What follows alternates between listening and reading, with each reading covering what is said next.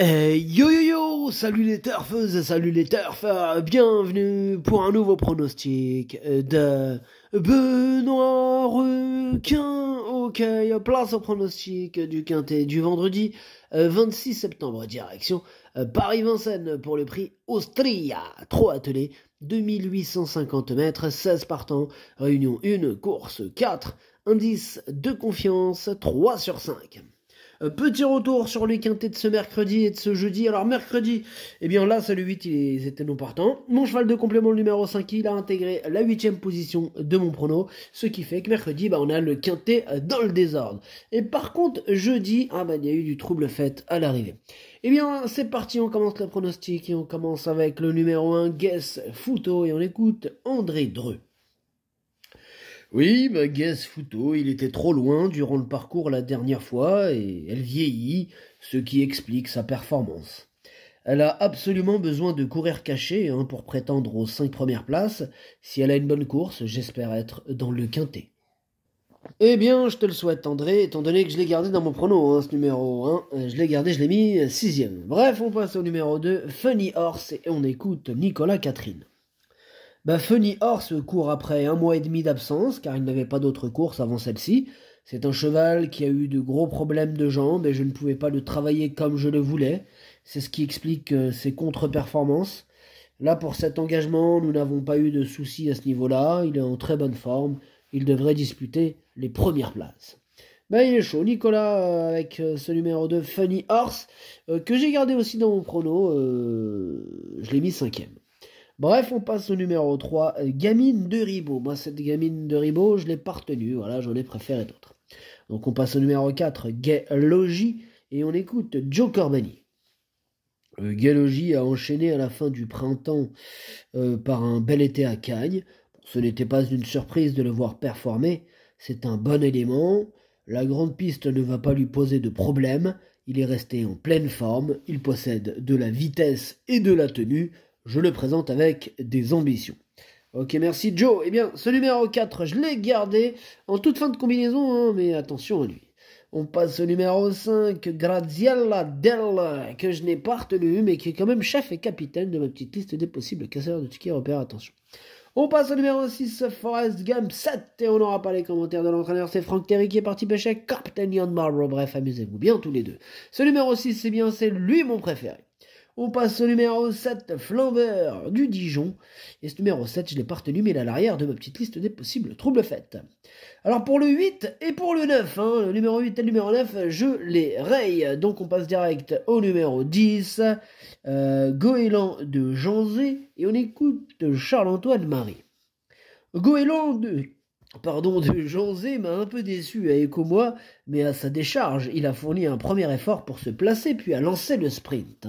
Sa course est bonne. Ici, c'est un engagement visé de longue date, avec les seuls chevaux d'âge. Ce sera une question de parcours, mais il ne doit pas sortir des 5 premiers en courant battu. Ok, merci, monsieur Charles-Antoine Marie. Eh bien, ce numéro 10, moi, je le vois bien batailler pour les toutes premières places et pourquoi pas même pour la victoire. Moi, je l'ai mis 2e. On passe au numéro 11, Fervente, et on écoute Benoît Robin. Oui, Fervente évolue dans sa catégorie. Elle affiche un bon niveau de forme. Elle ne dispose pas de marge de manœuvre.